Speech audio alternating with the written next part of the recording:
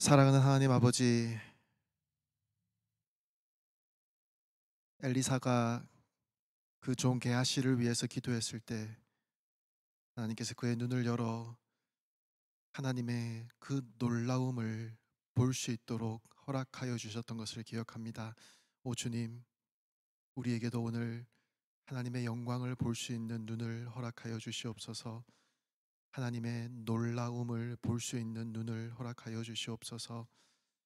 하나님께서 살아계시고 하나님께서 우리 가운데 지금도 거하시며 하나님께서 지금도 이 모든 세상 만물의 모든 것들을 주장하시고 인도하고 계시다는 것을 우리가 고백하며 하나님께 큰 영광 올려드릴 수 있도록 주여 인도하여 주시옵소서. 오늘 그런 예배의 시간 되기를 원하오니 주님 우리 가운데서 일하여 주시옵소서. 감사합니다. 예수님 이름으로 기도합니다. 아멘. 하나님 말씀 받도록 하겠습니다. 다 일어나셔서 창세기 7장 말씀입니다. 창세기 7장 전체를 봅니다. 꽤 길이가 있는데요. 24절까지 있는데 모두 다 한 목소리로 함께 받도록 하겠습니다. 1절부터 한 목소리로 받겠습니다. 시작. 여호와께서 노아에게 말씀하셨습니다. 너와 내 모든 가족은 방주로 들어가거라. 이 세대 가운데 네가 내 앞에서 의로운 사람인 것을 내가 보았다. 정결한 동물은 모두 각각 암컷과 수컷 7쌍씩, 그리고 정결하지 않은 동물은 모두 각각 암컷과 수컷 2쌍씩, 그리고 하늘의 새들은 각각 암컷과 수컷 7쌍씩 취해 온 땅 위에 씨를 보존하도록 하여라. 지금부터 7일 후면 내가 40일 밤낮으로 땅에 비를 보내 내가 만든 모든 생물을 지면에서 쓸어버릴 것이다. 노아는 여호와께서 명하신 대로 했습니다. 땅에 홍수가 났을 때 노아는 600세였습니다. 노아와 그의 아들들과 그의 아내와 그의 며느리들이 홍수를 피해 방주로 들어갔습니다. 정결한 동물들과 정결하지 않은 동물들, 새들과 땅에서 기어다니는 모든 것들이 하나님께서 노아에게 명령하신 대로 암수 한 쌍씩 노아에게 와서 방주로 들어갔습니다. 7일이 지나자 땅에 홍수가 났습니다. 노아가 600세 되던 해의 둘째 달 17일, 그날에 거대한 기품의 샘들이 한꺼번에 터지고 하늘의 창들이 열려 비가 40일 밤낮으로 땅에 쏟아졌습니다. 바로 그날 노아와 그의 아들들인 셈, 함, 야벳과 그의 아내와 세 며느리가 방주로 들어갔습니다. 그들과 모든 짐승들이 그 종류대로, 모든 가축들이 그 종류대로, 땅에 기어다니는 모든 것들이 그 종류대로, 모든 새들 곧 날개 달린 모든 것들이 그 종류대로 들어갔습니다. 살아 숨쉬는 모든 육체들이 둘씩 노아에게 와서 방주로 들어갔습니다. 들어간 것들은 모든 육체의 암컷과 수컷이었습니다. 그것들이 하나님께서 그에게 명하신 대로 들어가자 여호와께서 그들 뒤에서 방주의 문을 닫으셨습니다. 홍수가 40일 동안 땅에 계속되었습니다. 물이 불어나자 방주가 들려 올라가 땅 위로 올라갔습니다. 물이 더욱 불어나 온 땅 위에 넘쳐 방주가 물 위로 떠다녔습니다.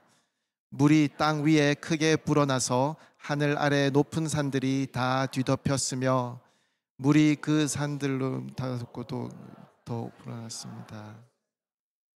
새와 가축과 들짐승과 땅 위에 기어다니던 것들 가운데 땅 위에 움직이던 모든 것과 다 죽었습니다.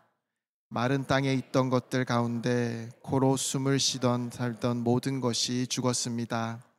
하나님께서 사람으로부터 짐승까지 기는 것으로부터 하늘의 새까지 지면에 있던 모든 존재를 쓸어버리셨습니다. 오직 노아와 방주에서 그와 함께 있던 사람들과 짐승들만 살아남았습니다. 물이 150일 동안 땅에 범람했습니다. 아멘. 사랑하는 하나님 아버지, 오늘 주신 말씀 감사합니다. 인류에게는 참으로 비극적인 순간이었겠지만 하나님의 놀라운 그 일하심을 이루어 나가는 장면이었음을 우리가 고백합니다. 하나님이 말씀을 통해서 우리에게 말씀하여 주시옵소서. 하나님의 놀라움을 다시 한번 보게 하여 주시옵소서. 우리가 취해야 할 반응을 확인하는 이 시간 되게 하여 주시옵소서. 우리도 노아처럼 하나님께서 방주로 부르셔서 하나님의 놀라운 일들을 경험하며 목도하며 또 결국에는 하나님의 놀라움을 예배하는 자리에까지 노아를 불러주셨던 것처럼 주님, 우리도 그 자리에 그렇게 서기를 원합니다. 하나님, 오늘 우리에게 말씀하여 주시고 우리를 깨우쳐 주시옵소서. 이 죄인은 하나님 거룩하신 말씀 뒤에 가려주시고 주의 말씀만이 우리 가운데 기억되어지게 하여 주시옵소서. 감사합니다. 예수님 이름으로 기도합니다. 아멘. 자리에 앉으시겠습니다. 네, 창세기 7장을 다 읽었습니다. 사실 창세기 7장 내용을 전부 다 우리가 살펴볼 건 아니지만 그래도 우리가 하나님 말씀을 먹는 어떤 거는 중요한 것이고 어떤 거는 안 중요한 것이고 이렇게 할 수가 없잖아요. 그래서 7장을 다 읽었습니다. 성경은 우리에게 참으로 놀라운 역할을 하는 책이다라고 그렇게 생각을 합니다. 하나님의 말씀이기 때문이죠. 하나님을 발견하고 하나님을 알아갈 수 있는 그런 귀한 우리에게 주신 책이기도 하지만 또 우리 인생에 있어서 필요한 모든 중요한 것들에 대한 지침서이기도 합니다. 우리가 창세기를 함께 지금까지 살펴보는 중에 이미 우리는 우리 삶을 살아가는 중에 결코 잊지 말아야 할 그런 우리 삶에 대한 지침들을 몇 가지 배울 수 있었습니다. 그죠? 다 기억하고 계시죠? 어느 말씀인들 안 그렇겠냐마는 특별히 오늘 본문은 우리가 참 중요하게 다루어야 할 말씀이라고 생각합니다. 오늘도 하나님께서 우리에게 허락하시는 말씀을 잘 경청할 수 있기를 바랍니다. 오늘 이야기는 노아 홍수 이야기의 가장 중심에 서 있는 이 대홍수가 어떻게 일어났는지를, 어떤 일들이 정확하게 있었는지를 구체적으로 설명하고 있습니다. 결국 배에 오르지 못한 사람들은 짐승이든 사람이든 그 모든 것들은 다 죽었습니다. 세상의 그 죄악을, 그 악함을 제거하기 위해서 하나님의 홍수 심판이 그 말씀하신 대로 성취되었다라는 것입니다. 성경을 대할 때 우리가 자주 잊어버리기도 하고 또 외면하기도 하는 단어가 있습니다. 바로 심판이라는 단어입니다. 성경에 200번 이상 등장하는 단어이고요.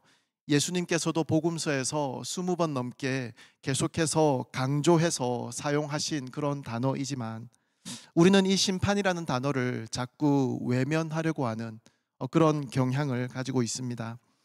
하나님께서 우리를 사랑하시는 그런 내용은 우리가 기쁨으로 받아들이고 또 감사함으로 우리 마음을 열지만, 그래서 더 강조하고 확인하고 싶고 하나님의 사랑과 용서에 대한 그런 말씀에 집중하기를 원하는 그런 우리들이지만, 심판이라는 이런 단어 앞에서는 외면하고 싶은 것이 우리 마음의 한 부분이다라고 생각합니다. 심판의 그림은 창세기 3장에서부터 우리에게 보여집니다. 그리고 요한계시록 마지막에 이르기까지 그 심판의 장면들은 성경 전체에서 계속해서 나타나는 그런 그림인데, 우리는 이 심판보다는 하나님의 사랑과 또 하나님의 그 은혜와 하나님의 축복과 하나님의 함께 하심에 더 많은 관심을 기울인다라는 것입니다. 그런데 문제는 우리가 이 심판이라는 단어를 너무 외면하다 보니까 그 결과로 우리가 심판에 대해서 준비를 잘 하지 못하는 그런 삶을 살고 있다라는 것입니다. 잠언 29장 1절에 이런 말씀이 있습니다. 여러 번 꾸짖어도 자기 고집만 부리는 사람은 갑자기 멸망하되 결코 회복되지 못할 것이다. 너무 그들의 삶에 정신이 팔려서 하나님을 신경 쓰지 못하고 너무 목이 곧아서 살아가는 사람들에게 갑자기 멸망이 임한다라는 것입니다. 그리고 회복되지 못한다라고 말씀합니다. 오늘도 본문에 보면 다 쓸어버리셨다라는 그런 표현이 나옵니다. 노아가 홍수 심판에 대해서 많이 경고했겠죠. 그 사람들이 와서 배를 짓고 있는 그 노아에게 지금 뭐 하는 짓이냐고 물어봤겠죠. 하나님께서 어떤 말씀들을 하셨는지 사람들에게 나누었겠죠. 그 배로 함께 들어가자라는 말도 했겠죠.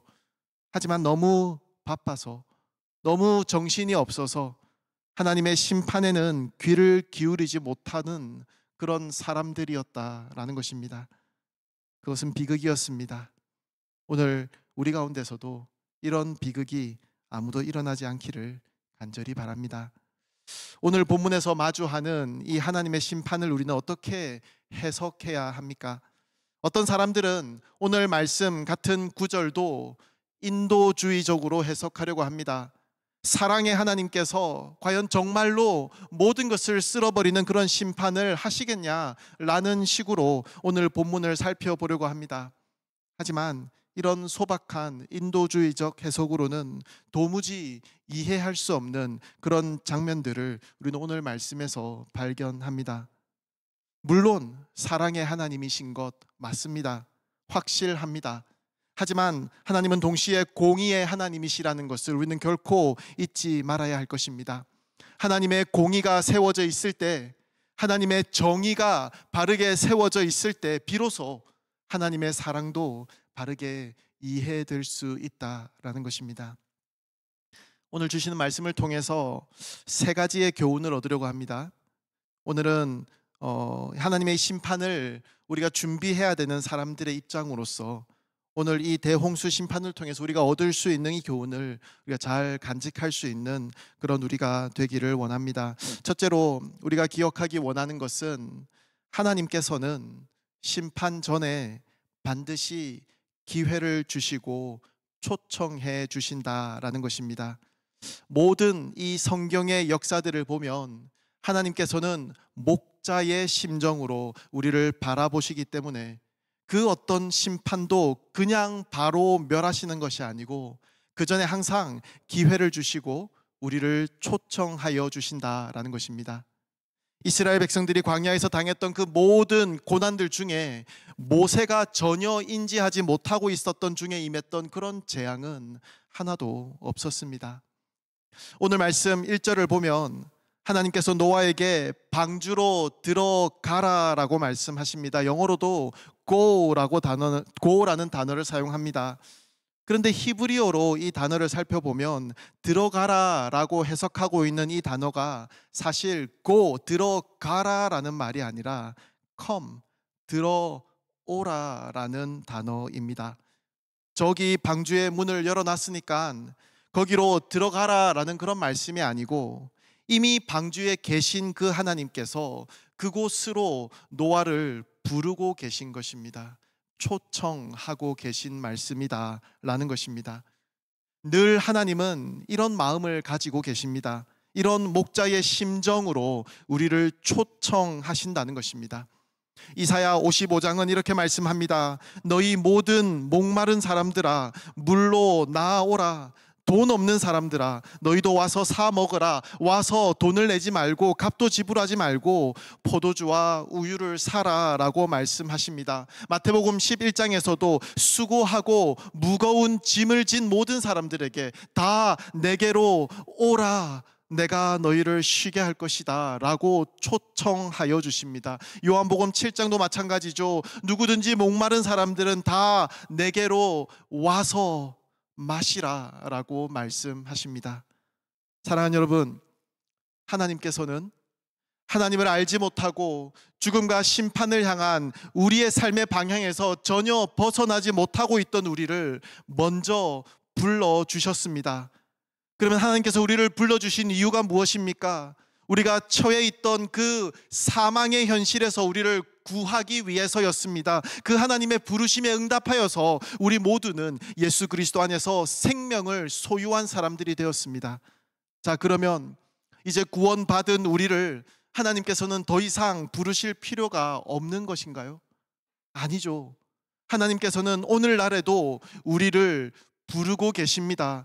천국으로 가는 그 여정의 열차에 우리를 태웠으니 이제는 목적지에 도착할 때까지 아무 간섭하지 말고 아무것도 하지 말고 그냥 내버려 두는 그런 기장이 아니라는 것이죠. 천국에 도착할 그 날만을 기다리면서 그 땅에서의 삶이 어떻든 상관하지 않고 영원한 천국을 소망하는 것으로만, 그런 식으로만 우리를 부르신 것이 아니다라는 말씀입니다. 여전히 우리 가운데 남아있는 목마름으로부터의 해갈을 위해서, 여전히 우리를 짓누르고 있는 무거운 인생의 짐으로부터의 해방을 위해서, 여전히 우리의 마음을 흔들고 있는 두려움과 염려로부터 우리를 건져주시기 위해서 하나님께서는 계속해서 우리를 초청하고 계시다는 것입니다. 하나님과의 더욱더 진솔한 관계로, 하나님 앞에 더욱더 우리가 신실하게 그리고 진실하게 세워질 수 있도록, 하나님 앞에서 우리가 하나님께서 원하시는 모습으로 더 만들어져 나아가기 위해서 계속해서 우리를 초청하고 계신 하나님이다라는 것을 우리가 기억하면 좋겠습니다. 하나님과의 더 깊은 교제로, 하나님과의 더 친밀한 동행으로, 더욱 큰 하나님에 대한 확신으로 우리를 초청하고 계시다라는 것입니다. 근데 우리 하나님께서 어떤 사람을 초청하시느냐에 대해서 또 짚고 넘어갈 필요가 있습니다. 하나님께서 노아를 방주 안으로 초청하셨는데요, 과연 노아는 어떤 사람이었길래 세상 모든 사람들 가운데서 하나님께 초대를 받을 수 있었을까요? 1절 오늘 말씀 후반부에서 말씀합니다.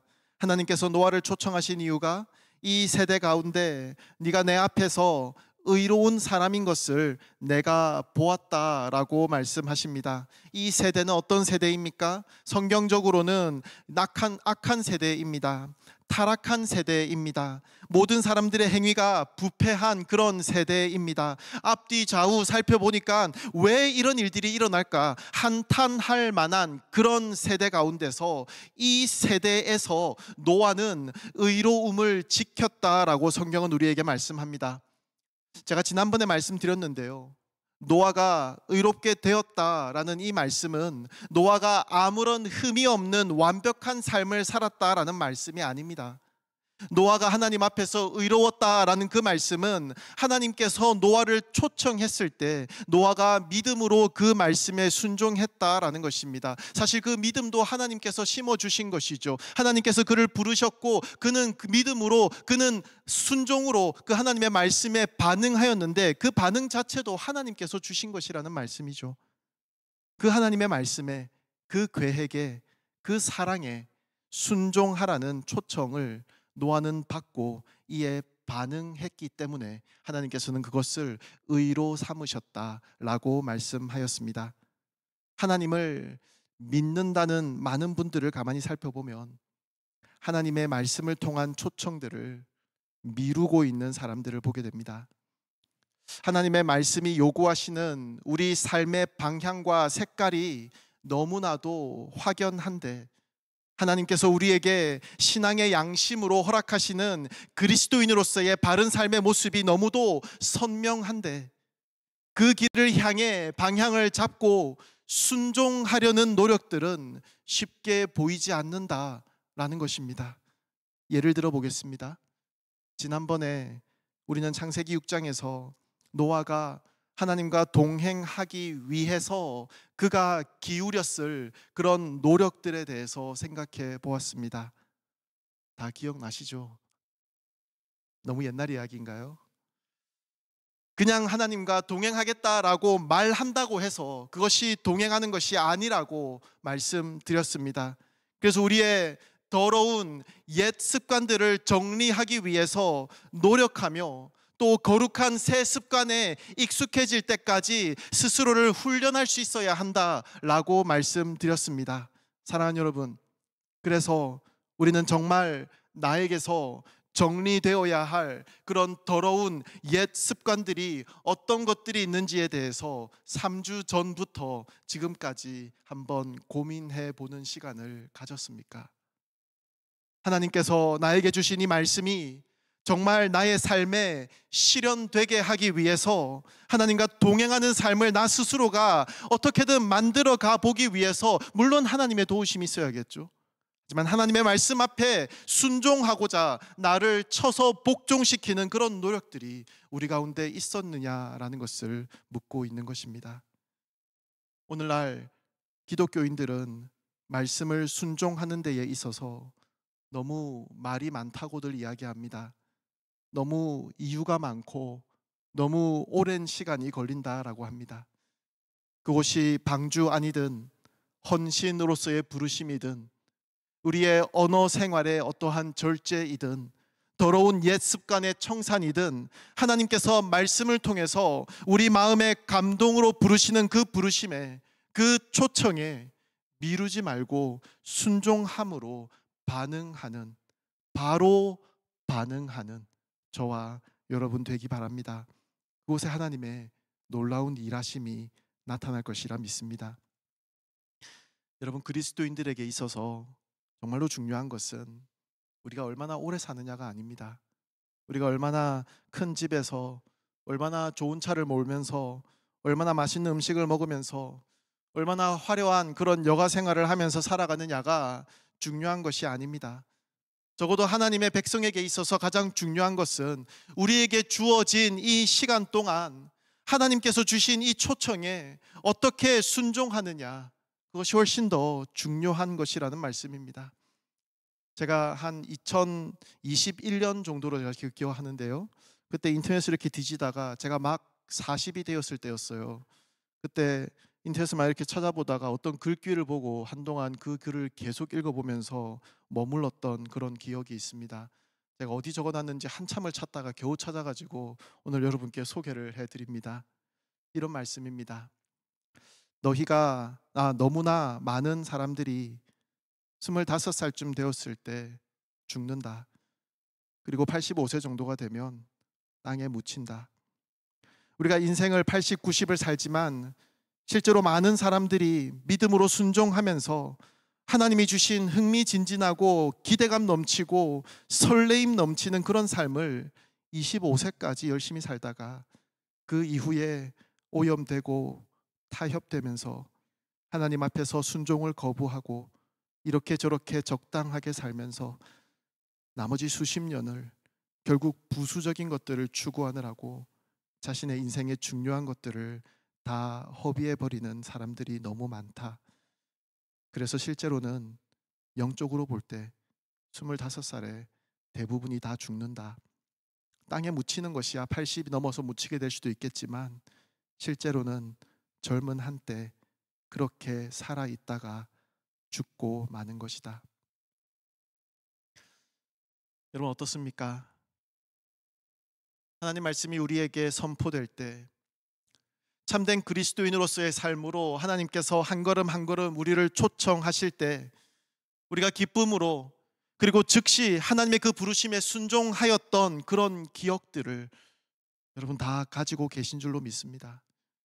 그때의 그 기쁨, 그때의 그 환희, 그때의 그 감사, 그때의 그 하나님의 일하심에 대한 기대함, 사랑하는 여러분 다시 한번 회복하고 싶지 않으십니까?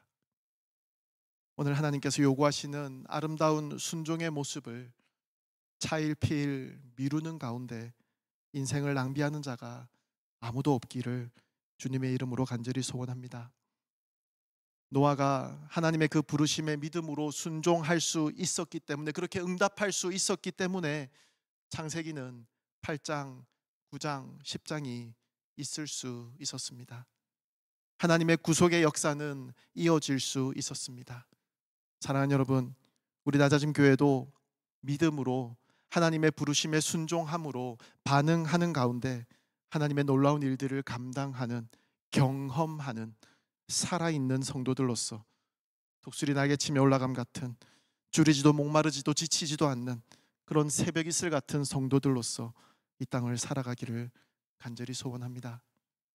노아는 하나님을 믿는 믿음을 순종의 실천으로 나타내었습니다.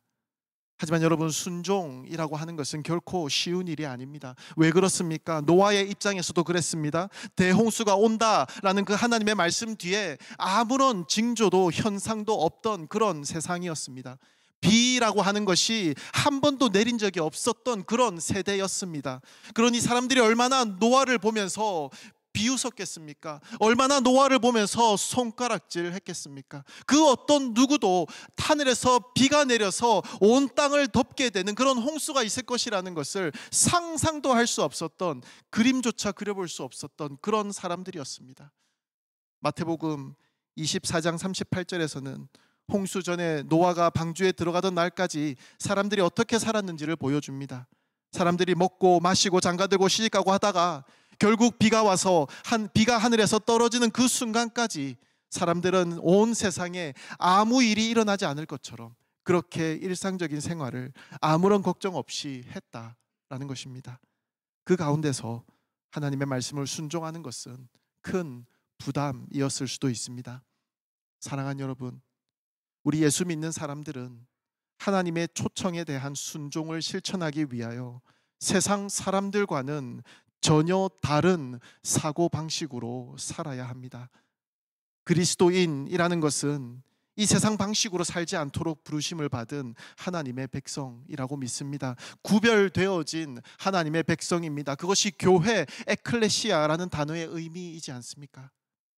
우리 그리스도인들이 세상 사람들과 다르고 세상 방식으로 살지 못하고 또 그렇게 살아서는 안 되는 이유가 무엇입니까? 저와 여러분은 세상 사람들과는 신분이 다르기 때문입니다. 소속이 다르기 때문입니다. 우리의 시민권은 하늘에 있습니다. 우리는 이 땅에서 나그네처럼 살지만 우리의 시민권은 하늘에 있다라는 것입니다. 그래서 이 세상 사람들의 사고방식과 다르게 살기 위해서, 세상적 사고방식을 거절하고 살기 위해서 우리 나름대로는 엄청난 수고를 해야 한다라는 것입니다. 제가 여러분께 예로 들었던 그 이야기 기억나십니까? 맨하탄에서 신호등이 서면 우리도 서야 하는데 나는 서는데 모든 사람들이 다 지나가면서 나를 힐끗힐끗 쳐다보고 나에게 어깨를 부딪히고 지나가는 사람들이 있다라는 것입니다. 그것이 그리스도인으로서 세상을 살아갈 때에 우리가 당하게 될 수도 있는 그런 상황들이다라는 것입니다. 히브리서 12장에 보면 우리에게는 구름같이 많은 증인들이 있다라고 말씀합니다.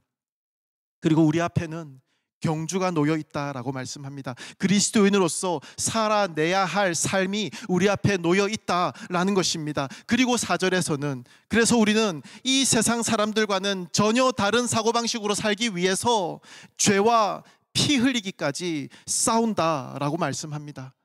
우리의 신분에 걸맞게 노력을 하고 세상 방식에 따르지 않기 위해서, 세상의 유혹과 타협하지 않기 위해서는 피 흘리기까지 죄와 사투를 벌여야 한다라고 히브리서는 우리에게 말씀한다는 것입니다. 피 흘리기까지 싸우려는 그런 자세로 이 세상의 물결에 휩쓸리지 않고 구별된 사람으로 살고자 노력하는 것입니다. 사랑하는 여러분, 세상적인 사고방식을 거절하면서 사는 것은 결코 쉬운 것이 아닙니다. 오죽하면 피 흘리기까지 싸운다라는 그런 표현을 쓰겠습니까? 이것이 바로 우리가 말씀에 순종하기 위해서, 하나님의 그 부르심에 반응하기 위해서 치러야 할 대가라는 것입니다. 우리의 믿음을 측정하는 척도가 무엇입니까? 하나님 말씀을 순종하는 것으로 알아갈 수 있다. 이건 너무 추상적이라는 생각이 듭니다. 사랑하는 여러분, 우리 삶에서 우리의 믿음을 나타내 보일 수 있는 기준을 여러분 어디에서 찾을 수 있겠습니까? 우리를 둘러싼 온갖 그 세상적인 사고방식을 얼마나 나는 거절하면서 살아가느냐에 따라서 우리의 믿음의 척도가 결정된다라고 믿습니다. 그래서 로마서 12장에서도 우리가 드려야 할 그 영적 예배를 우리는 이 세대를 본받지 않는 그 철저함 속에서 드려야 한다라고 말씀합니다. 이스라엘은 이런 측면에서 하나님 앞에 그들의 믿음을 표현하는 것에 실패했습니다. 온갖 주변 나라들의 풍습과 신앙을 다 받아들이면서 전혀 그들에게서 구별됨을 나타내지 못하며 살아가던 그들의 모습을 우리는 기억합니다. 세상 사람들은 눈에 보이는 것을 따라갑니다. 물질적인 것들을 위해서 살아갑니다. 누가 우리에게 해를 끼치고 나를 어렵게 하면 나도 안갚음을 하고 싶습니다. 이런 방식에 대해서 거절하는 것이 우리 믿음의 척도라는 것입니다. 결코 쉬운 일은 아니죠. 어느 누가 오른쪽 뺨을 때리는 사람에게 왼쪽 뺨까지 돌려대고 싶어 하겠습니까? 하지만 우리의 구별되어진 신분을 확인하는 가운데 하나님의 거룩으로의 그 초청에 순종할 수 있는 우리가 될 때에 무지개를 보는 그 축복을 누리게 될 것입니다. 하나님의 놀라운 일하심을 발견하게 될 것입니다. 두 번째로 우리가 살펴보기 원하는 것은 온 땅을 뒤덮은 대홍수가 임했던 때에 대해서 생각해 보기를 원합니다. 이 부분을 여러분 오해 없이 잘 이해하시기를 부탁드리겠습니다. 오늘 본문에 보면 6절에서 땅에 홍수가 났을 때 노아는 600세였다라고 말씀합니다. 오늘 본문은 노아가 600세가 되어서 그때에 비로소 홍수가 땅을 덮었다라고 말씀하고 있지 않습니다. 홍수가 땅을 덮을 그 때에 노아의 나이가 600세였다라는 것입니다. 그 차이를 여러분 확인할 수 있겠습니까? 하나님께서 홍수를 계획하시고 준비시키셔서 노아가 600세가 될 때까지 기다렸다가 이제 노아가 600세구나, 이제 내가 정한 대로 홍수를 땅에 내려야겠다라고 땅에 홍수를 내리셨다는 말씀이 아니고 하나님의 때가 되어서 홍수를 이 땅에 내리셨는데 마침 그때 노아의 나이가 600세였다라는 것을 말씀하는 것입니다. 하나님의 시간표에 대해서 생각해 보기를 원합니다. 하나님께서는 어떤 사건이 일어나는 날짜를 몇 월, 며칠, 몇 시에 무엇을 한다라는 그런 식으로 시간을 바라보지 않으십니다. 우리가 잘 알다시피 하나님께서는 시간이라는 그 개념마저도 초월하신 분입니다. 시간을 초월하시는 하나님께서 어떠한 사건에 대해서 어떤 시간에 미리 정해두시고 행하신다라는 것은 그 시간에 하나님을 스스로 묶어두는 결과가 됩니다. 하나님께 있을 수 없는 일이죠. 그렇다면 하나님의 시간표는 어떻게 움직입니까? 우리 하나님 백성이 영적으로 준비되면 그때 하나님께서 일하시는 것입니다. 다른 말로 우리가 준비되지 않으면 하나님께서는 계획하시는 일도 계속 미루시게 되는 것입니다. 우리가 준비가 되어 있지 않기 때문입니다. 시간을 초월하신 하나님께서는 우리가 어떻게 준비되느냐에 따라서 어떠한 사건들의 때를 결정하신다라는 것입니다. 노아가 하나님께 순종하고 노아의 신앙과 헌신과 순종과 또 그의 기도와 사랑이 쌓이고 축적되니까 하나님께서는 그 노아의 모습을 통해서 홍수의 때를 결정하셨다라는 말씀입니다. 홍수가 임하게 될 그 정해진 시간에 맞추어서 노아가 배를 건조했다라는 그런 말씀이 아니고 노아가 홍수를 맞을 준비가 외부적으로나 내부적으로나 다 된 것을 확인하신 하나님께서 그때에 홍수를 이 땅에 내리셨다라는 것입니다. 이것이 하나님의 시간표입니다. 내가 얼마만큼 준비되느냐에 따라서 하나님께서 일하시는 그 때가 결정된다라는 것입니다. 자, 여러분, 제가 오해하지 말고 들어라라고 말씀을 드렸습니다. 이 말씀은 하나님께서 역사하시는 그 시간표에 대한 결정권이 우리에게 있다라는 것을 말씀하는 것이 아닙니다. 영원하신 하나님께서는 영원하고 완전하신 그 섭리 속에서 이 땅을 다스리십니다. 하지만 하나님께서는 우리를 통해서 일하시기를 원하신다라는 것입니다. 우리의 입장에서 볼 때에는 물론이죠, 내가 하나님 앞에서 얼마나 준비되어지느냐에 따라서 하나님께서 그렇게 결정하신 것처럼 보여지는 상황으로 나타납니다. 하지만 영원하신 하나님 입장에서는 그것이 아니라는 것을 우리는 반드시 기억하며 이 부분의 말씀을 들어야 합니다. 하나님 사람들의 믿음의 순종, 기도와 헌신을 사용하셔서 하나님의 그 계획을 성취해 나가신다라는 것을 지금 말하고 있는 것입니다. 노아가 방주를 준비하고 하나님의 말씀을 따라 묵묵히 순종했던 것은 스스로 홍수의 시기를 앞당기거나 늦추기 위함이 아니라 이미 정하신 그 하나님의 뜻이 성취되는 과정 속에서 사용된 은혜의 도구였다라는 것입니다. 신약 성경도 동일한 그림을 그리고 있습니다. 베드로후서 3장에서는 12절 하나님의 날이 임하기를 바라며 간절히 사모하십시오라고 말씀합니다. 우리가 사모하고 기도하고 준비하고 그 모습 가운데서 하나님 보시기에 때가 차면 하나님께서 놀랍게 일하시는 날이 임한다라는 것입니다. 어떤 가정과 개인과 교회가 하나님께서 원하시고 기대하시는 수준에 도달하게 되면 그 사람이나 그 교회에 특별한 하나님의 섭리가 펼쳐질 것이다 라는 말씀입니다. 사랑하는 여러분, 우리 교회가 아름다운 모습으로 세워지는 것도, 그래서 하나님께서 우리에게 허락하신 그 아름다운 사명들을 잘 감당할 수 있게 되는 것도 그 일에 걸맞는 우리의 영적인 준비와 기도의 축적과 믿음의 헌신과 사랑의 봉사, 이런 것들이 있을 때 그 일이 이루어지고 완성된다는 사실을 기억하시기 바랍니다.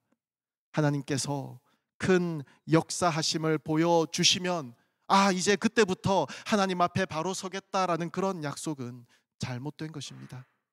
하나님 앞에서의 나의 모습이, 나의 상태가 하나님께서 놀라운 일을 행하시기에 적당한 모습으로 세워졌을 때에 하나님께서는 우리를 통해 그 놀라운 역사를 시작하실 것입니다.